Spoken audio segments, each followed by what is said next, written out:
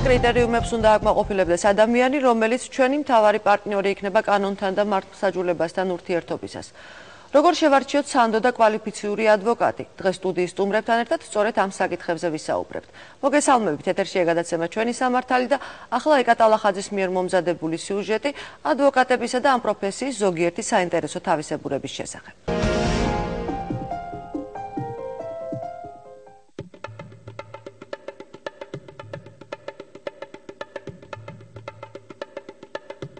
პოეტი გიორგი კეკელიძე, ბრალადედება გრძნობების გაყალბება. პოეტი შოთა გაგარინი დიღმელაშვილი, ბრალადედება ქართული ლიტერატურის დასუსტება ლექსების წერის შეწყვეტის გზით. მწერალი ჯაბა ზარქუა, ბრალადედება პოეტების შეურაცხყოფა და აბუჩა თაგდება.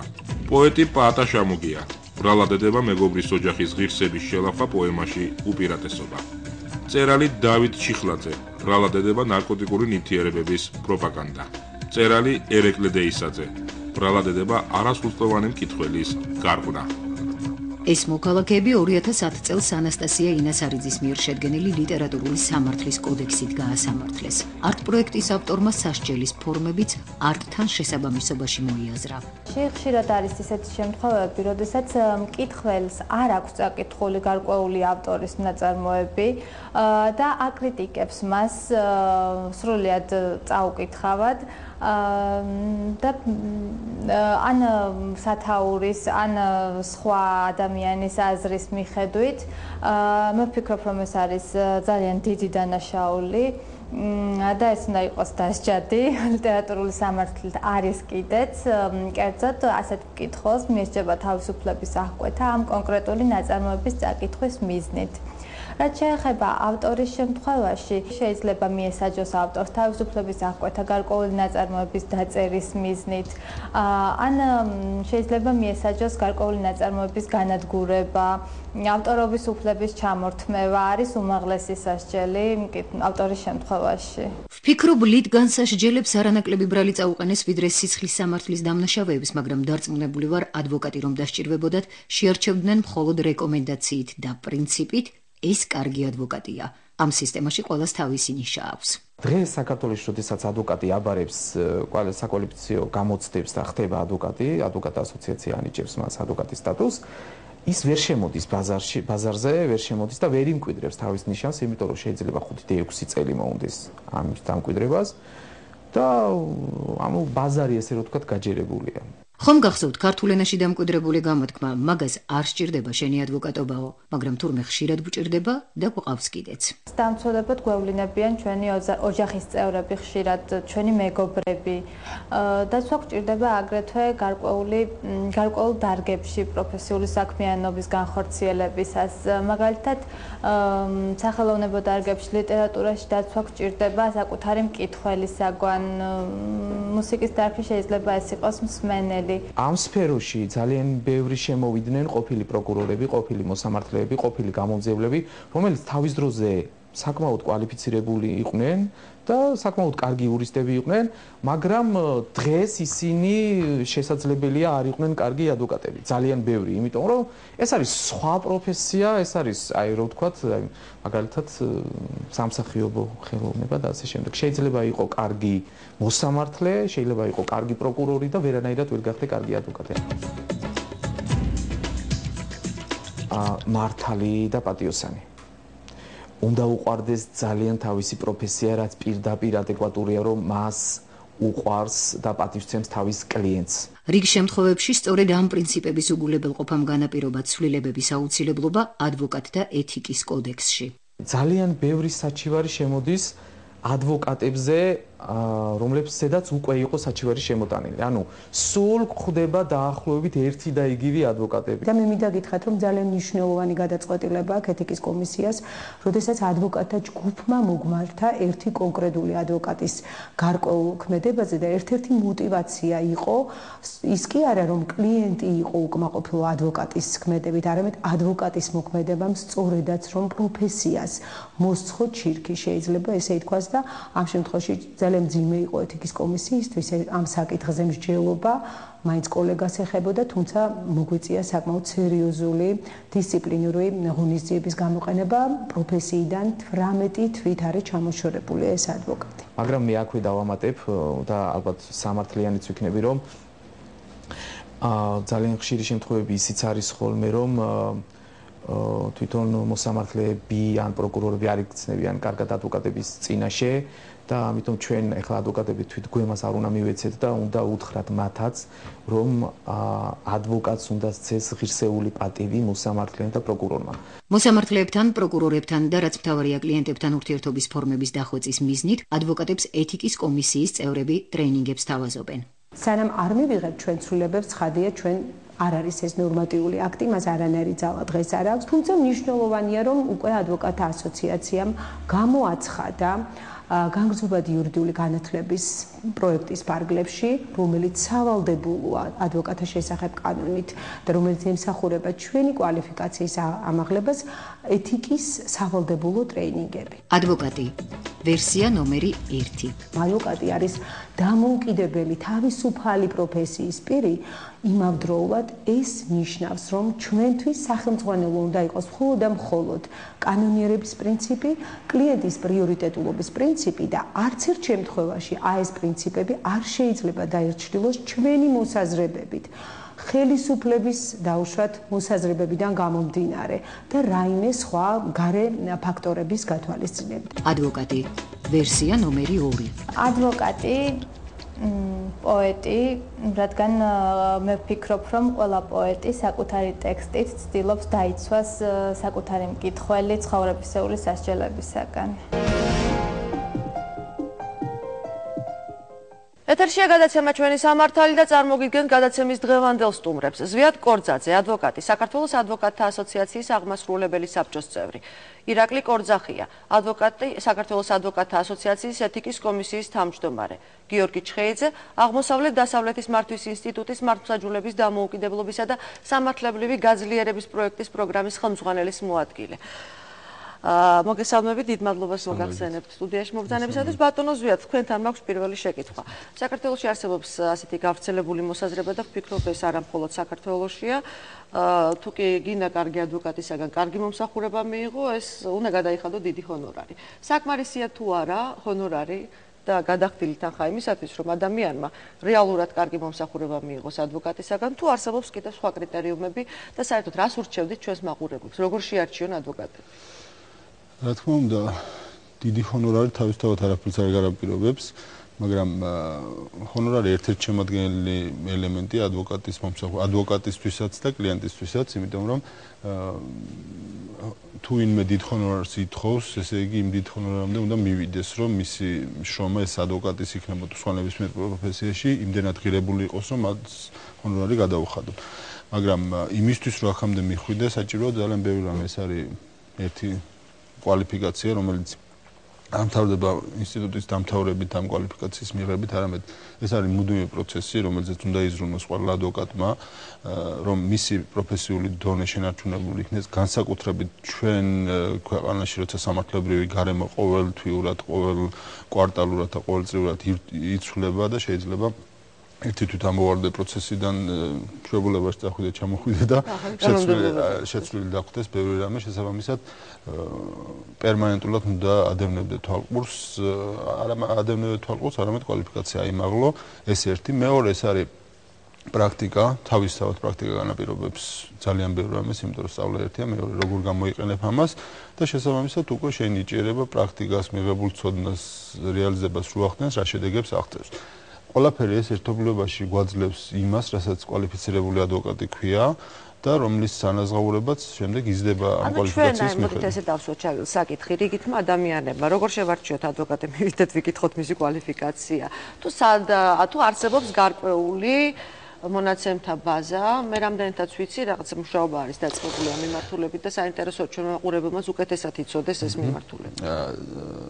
ადვოკატები საქართველოში, რო ვიცოდეთ ზოგადად, ადვოკატი არის პირი, რომელიც არის ადვოკატთა ასოციაციის წევრი. იმისთვის ადვოკატთა ასოციაციის წევრი გახდა, უნდა გაიარო გარკვეული საფეხურები, ეს არის ტესტირება, რომელსაც გადის ნებისმიერი პირი, იმისთვის ადვოკატთა ასოციაციის წევრი გახდეს და ამ ტესტირების შემდეგ ის შედის, მას უნდა ქონდეს გარკვეული სტაჟი იურისტად მუშაობის და ის შედის ადვოკატების ერთიან სიაში, რეში, რომელიც საჯაროა, ყველა ადამიანს შეუძლია ჩვენ უკვე პროგრამა გავაკეთეთ ადვოკატთა ასოციაციაში, ერთხელ სამუდამოდ აღვიწყეთ ეს პირები და ამ სიას ექნება გარეწვდომა, ანუ ნებისმიერ პირს შეეძლება ადვოკატთა ასოციაციის საიტის მეშვეობით შეამოწმოს ეს თუ ის ადამიანი, რომელიც ამბობს, რომ არის ადვოკატი, ნამდვილად არის თუ არა ადვოკატი, იმიტომ რომ მას აქვს შესაბამისი CT ნომერი და შეგვიძლია შემოწმება ეს მოქმედი ადვოკატია თუ არა. ეს ძალიან მნიშვნელოვანია იმ კუთხით, რომ თქვენ არის შეიძლება ესეთი ადამიანი დავიქირავოთ, რომელიც ადვოკატი არის. აი, გეტყვით ახლა მაგალითს და ახლა მიაქცევთ ყურადღება, შეიძლება აქამდე არ მიიქცევიათ. გადავთავთ ტელევიზიებში,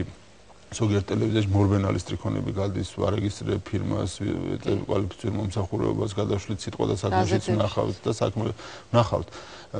გავივლიდით სანამ გაარემონტებდნენ პლეხანოვს, მანამდე ეწერა ძომა მიწას და ეწევი იურიდიულ მომსახურებას. ხშირ შემთხვევაში, ყველა შემთხვევაში არ ვამბობ, არის სიტუაცია, როდესაც ესეთი ტიპის მომსახურებებს ეწევიან პირები, რომლებსაც საერთოდ არ აქვთ ადვოკატის ლიცენზია. შესაბამისად, ეს რატო არის მნიშვნელოვანი? მე არ ვამბობ ეს პირი კვალიფიციურად არა კვალიფიციურად ეწევა, ეს ცალკე საკითხია. მეორეა, ამ პირმა რაიმე რო დაუშავოს კლიენტს, არა კვალიფიციურად მოემსახუროს, ფული გამოართვას და არ მოემსახუროს და არ ხვიოს რაღაც წესები. ისინი ვერ ექცევიან ადვოკატთა ასოციაციის რეგულაციის ქვეშ, ეთიკის კომისიის რეგულაციის ქვეშ, რომლის თავმჯდომარეც გვესწრება და შესაბამისად მის მიმართ ადვოკატთა ასოციაცია ვერ გამოიყენებს ვერანაირ ზომებს. გასული წლის დეკემბერში, ანუ სულ ახლახანს ადვოკატთა ასოციაციამ მიიღო პროფესიული ეთიკის კოდექსში გარკვეული ცვლილებები. სამწუხაროდ ქორუმის არარსებობის გამო ეს ცვლილებების მიღება ვერ მოხერხდა. ანუ დეკემბერში არ მიგვიღია? დეკემბერში არ მიგვიღია, მაგრამ იმედი გვაქვს, რომ უახლოეს კრებაზე, რომელიც იქნება დაახლოებით გაზაფხულამდე, ან გაზაფხულში, ისევ გავიტანთ ქორუმის პირობებში ამ ცვლილებებს და იმედია ცვლილების მიღება მოხდება, იმიტომ რომ ძალიან მნიშვნელოვანი ცვლილებებია. ერთი კუთხით ჩვენ ვიზრუნეთ, რომ ადვოკატი დაცული უნდა იყოს კლიენტისგან, კლიენტის არამართლდომიერი პრეტენზიებისგან, ძალიან ხშირად გვაქვს შემთხვევები, როცა კლიენტები უყენებენ ადვოკატის პრეტენზიას და ადვოკატი კეთილსინდისრიად განახორციელა მომსახურება.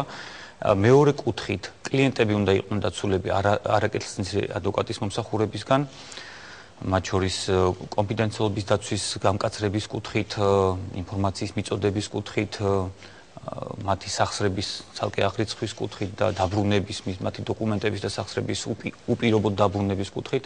ეს ყველა ცვლილებები მომდინარეობდა პრაქტიკიდან, რომელიც ეთიკის კომისიას ჰქონდა ბოლო 2 წლის განმავლობაში და ეს პრაქტიკა აისახა ამ ცვლილებებში. ძალიან მნიშვნელოვანი ნოვაციები შევიდა იმ კუთხით, რომ ადვოკატი უნდა იყოს დამოუკიდებელი, არ უნდა ექვემდებარებოს არანაირ გავლენას. ანუ ჩვენ გქონდა ეთიკის კომისიაში მსგავსი საჩივერები, რომ ადვოკატის დამოუკიდებლობა ეზღუდებოდა და აი რა კუთხით ხდებოდა შეზღუდება? ხანდახან ადვოკატი ექცეოდა გარეშე პირების გავლენის ქვეშ. მათ შორის ყოფილა შემთხვევები ეთიკის კომისიის პრაქტიკაში, როცა დაუდგენია ეთიკის კომისიას, რომ ადვოკატი მოექცა პროკურატურის გავლენის ქვეშ და ის უშიშრად აღარ იცავდა კლიენტს და ეს ვალდებულება უშიშრად და ყველა კანონიერი მეთოდის გამოყენებით დაცვის ვალდებულება ადვოკატს აქვს ეთიკის კოდექსით. თუ ადვოკატი მას ვალდებულებას არ შეასრულებს, ის დაიჯება დისციპლინარული წესით. როგორ დაიცავს კოდექსი პროკურატურისაგან ადვოკატს ასეთი კითხვა? კოდექსი ადვოკატს პროკურატურისგან იცავს კანონმდებლობა პირველ რიგში. იცავს მოქმედი კანონმდებლობა, ეს იცავს ის გაეროს პრინციპები, იცავს კანონი ადვოკატთა შესახებ, რომელიც საერთაშორისო სტანდარტების შესაბამისია. იმ შემთხვევაში თუ ადვოკატის გადაწყვეტია თვითონ უნდა იდგეს იმ სიმაღლეზე, რაც მისგან მოითხოვება კანონით და ეთიკის კოდექსით და თუ იმ შემთხვევაში სამწუხაროდ აღმოჩნდება პროკურატურის გავლენის ქვეშ, ამ შემთხვევაში უკვე და კლიენტი ამის თაობაზე შემოიტანს საჩივარს ეთიკის კომისიაში. უნდა შემოიტანოს, რა თქმა უნდა, საჩივრის საფუძველზე იწყება, განცხადების საფუძველზე იწყება ეთიკის კომისიაში საქმის წარმოება. ამ შემთხვევაში ადვოკატი დაექვემდებარება გარკვეულ სანქციებს. ცოტა მგზნობიარე თემაა და მინდა ცოტა უფრო აქტიურად შევეხო. რამდენად ხშირი იყო ასეთი შემთხვევები და შემდეგ თუ გამოსწორება თუ მომხდარა? რეალურად გაქვთ თუ არა მექანიზმები, რომ თქვათ შეძლოთ დამ ადვოკატის დამოუკიდებლობის უზრუნველყოფა? ადვოკატის დამოუკიდებლობის პრინციპი გულისხმობს იმას, რომ ადვოკატი დამოუკიდებელი უნდა იყოს არა მარტო სახელმწიფო ორგანოსგან, არა მარტო სასამართლოსგან, არამედ ასევე კლიენტისგანაც. კლიენტის გავლენის ქვეშ არ უნდა მოიქცეს. კლიენტი ხანდახან ადვოკატს თხოვს უკანონო მოქმედებებით, უკანონო მეთოდებით მის ინტერესების დაცვას. ამაზე ადვოკატმა უნდა უარი უთხრას, იმიტომ რომ კლიენტის ინტერესი ვერ იქნება უფრო მაღალი მართლმსაჯულების ინტერესი. მათ შორის ყოფილა შემთხვევები, როცა ადვოკატი საკუთარი ინტერესი დაუყენებია კლიენტის ინტერესებზე მაღლა. ეს უფრო კომერციული ინტერესებს შეეხება, ანუ ალბათ რა თქმა უნდა, თქვა დავის საგანთან თავის ინტერესი ქონია, ან თქვა რაღაც მორიგება მის ინტერესებში უფრო ყოფილა ვიდრე კლიენტის ინტერესებში, ასე რომ დამოუკიდებლობის პრინციპი ძალიან ფართოა. უზრუნველყოფს თუ არა ეთიკის კოდექსი და ადვოკატთა გადამზადება ქართული მართლმსაჯულების ხარისხის გაუმჯობესებას? რას ფიქრობენ ამასთან დაკავშირებით დონორი ორგანიზაციები ამის შესახებ? რეკლამის შემდეგ ვისაუბრებთ.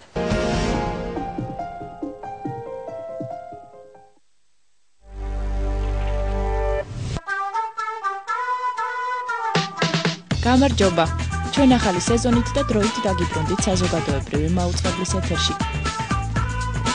დაპირების ამეფრ სიახლეებს შემოგთავაზებთ, ასევე გავაგრძელებთ თქვენი დობის გაზრდას ქართული პროდუქციის მიმართ. და ჩაგახედებთ ისეთ ნიუანსებში, რომლის გაგების შემდეგაც შეიძლება თავად შექმნათ ახალი პროდუქტი თუ ბრენდი სამარკო ნიშნით დამზადებულია საქართველოში. შაბათს 17 საათზე დამზადებულია საქართველოში. გადაცემის გენერალური სპონსორია თამკერა, შეშის ღუმელის ანალოგიური გაზგამათბობელი. გადავარჩინოთ ქართული ტყეები განადგურებას. თამკერა, ეკოლოგიური, ეკონომიური და საიმედო.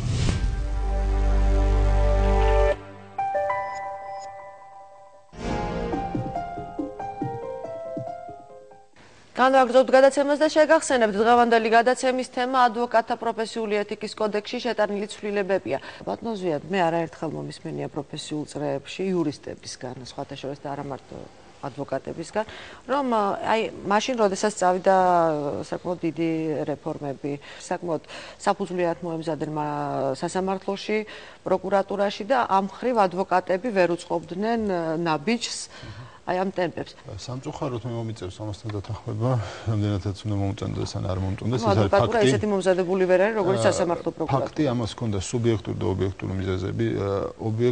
სუბიექტური მიზეზები ჩვენში მდგომარეობდა, იმიტომ რომ რაღაც ეტაპზე არ მინდა ხა იმ ეტაპის გახსენება ჩვენი კორპორატიული მოღვაწეობის ასოციაციის, როდესაც ასოციაცია დაკავებული იყო არა თავისი წევრების კვალიფიკაციის ამაღლებით, არამედ სხვა რაღაცეებით, რომელიც არ არის ჩვენი მოღვაწეობის ძალიან კარგი პერიოდი, მაგრამ საბედნიეროდ მას შემდეგ რაც გამოიცვალა, ასე ვთქვათ, მმართველი ორგანოები, ეს გახდა ერთ-ერთი ძირითადი პრიორიტეტი ასოციაციაში და ამის დადასტურება არის ის, რომ ასოციაციამ ამას პრობლემას საბჭომ სულ ეხლახანს დაამტკიცა გრძნობადი იურიდიული განათლების კონცეფცია, რომელიც მოიცავს მთელი ღონისძიებათა ნუსხას, რომელიც უზრუნველყოფს ადვოკატების კვალიფიკაციის ამაღლებას. კერძოდ ძალიან მოკლედ გეტყვით, ეს საკმაოდ ვრცელი დოკუმენტია, გეტყვით, რომ ადვოკატებისთვის შემოღებული არის სავალდებულო საათები, რომლებიც მათ უნდა გაიარონ წლის განმავლობაში იმისთვის, რომ შეინარჩუნონ თავიანთი ლიცენზია. ბატონო გიორგი, ამჯერად თქვენთან უნდა გადმოვიდე შეკითხვით, რამდენთაც მე ვიცი, თქვენი ორგანიზაცია სერიოზულად ედგა მხარში ადვოკატთა ასოციაციას, საიმისოთ, რომ მომზადებული იყო ახალი ეთიკის კოდექსი, ახალს ვერ ვიტყვით, ალბათ ცვლილებები შესულიყო ეთიკის კოდექსში და ამავე დროს უზრუნველყოფილი ყოფილიყო ადვოკატთა სისტემატური გადამზადება. მე ერთი შეკითხვა მაქვს. მას შემდეგ, რაც ჩვენ უკვე გვექნება სახეზე საკმაოდ ძლიერი ადვოკატთა ასოციაცია და ეს ყველაფერი ძალაში შევა და შედეგებსაც დავინახავთ. რეალურად მიიღებს თუ არა ქართული საზოგადოება მართლმსაჯულებას, რომელიც იქნება დამოუკიდებელი და მაღალი ხარისხის. ეთიკის სწავლება არის ერთ-ერთი მნიშვნელოვანი საყრდენი ჩვენი აზრით და ამ შემთხვევაში თვითონ ადვოკატთა ასოციაცია მივიდა იმ დასკვნამდე და კომისია, განმწობადი იურიდიული განათლების კომისია, რომ სავალდებულო ყოფილიყო იმ გარკვეული რაოდენობის საათებს შორის ეთიკის სწავლება და ჩვენც აქედან გამომდინარე ხარს უჭერთ ეთიკის სწავლების განვითარებას, ეთიკის სწავლებას ადვოკატებს შორის, მაგრამ არა მარტო ჩვენი ორგანიზაცია და ჩვენი პროექტი მზად არის და ეხმარება ადვოკატთა ასოციაციას, რომ განავითაროს სწავლება სხვადასხვა მიმართულებით და უფრო მეტად იყოს ეს ხარისხზე ორიენტირებული და მართლაც ერთგვარი ბალანსი, რომელზეც ბატონი ზვიადი საუბრობდა, შეანარჩუნებული იყოს. ჩვენი პროექტი თავისთავად, რომელიც მართლმსაჯულების დამოუკიდებლობის და სამართლობრივ გაძლიერებას ემსახურება, მიმართულია სხვადასხვა სუბიექტების მხარდაჭერისათვის ჩვენ ვეხმარებით მართლმსაჯულების ორგანოებს, სასამართლო ხელისუფლების ორგანოებს, ამავე დროს ადვოკატთა ასოციაციას, ამავე დროს არასამთავრობო ორგანიზაციებს, რათა ყველა მონაწილე ამ სფეროში, მართლმსაჯულების განხორციელების სფეროში იყოს ძლიერი, მათ ჰქონდეთ თანაბარი შესაძლებლობები იმისათვის, რომ მიიღონ მონაწილეობა მართლმსაჯულების პროცესში. მიგაშნიათ თუ არა, რომ ადვოკატის სრული დამოუკიდებლობისათვის და იმისათვის, რომ ზოგადად მართლმსაჯულება მართლა იყოს დამოუკიდებელი და ძლიერი და დაბალანსებული საქართველოში, საკმარისია ესეთი თქვენგან წამოსული ინიციატივები თუ გარკვეულწილად კანონმდებლობაშიც არის გარკვეული ხარბეზები, ეს მაინტერესებს. ჩვენ როგორც თვითრეგულირებულ ორგანიზაციას გვაქვს მის რესურსი, რომ ის პრობლემები, რაც ჩვენ შიგნით არის, იმ პრობლემებს რაღაცნაირად საერთაშორისო დონორების ხარდაჭერით აღმოფხვრათ ეს პრობლემები, რაღაც მივიღოთ ზომები, რომ ადვოკატები გახდნენ უფრო ეთიკურები, უფრო კვალიფიციურები და უფრო კარგად შედეგად, უფრო კარგად დაიცვან მათი ინტერესები.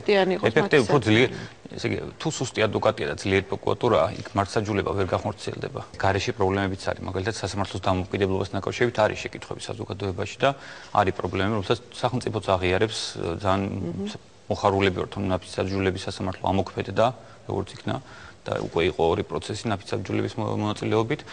რა თქმა უნდა, ეს პრობლემაა, რომელიც სახელმწიფოს მისახედია. ჩვენ გადავწყვეტეთ, რომ ჩვენი მოსახსნელი რაც არის, ჩვენ ამ პრობლემას მოხსნით და შემდეგ კიდევ თუ დარჩება დისბალანსი, ის მაინც აღარ იქნება არგუმენტი, რომ ეს ადვოკატების ბრალია. მე არ მგონია, რომ ეს ადვოკატების ბრალია, პირდაპირ ვამბობ, მარტო ამ პრობლემის ბრალია, რომ ადვოკატები ნაკლებ კვალიფიციური არიან და ამიტომ არის დისბალანსი.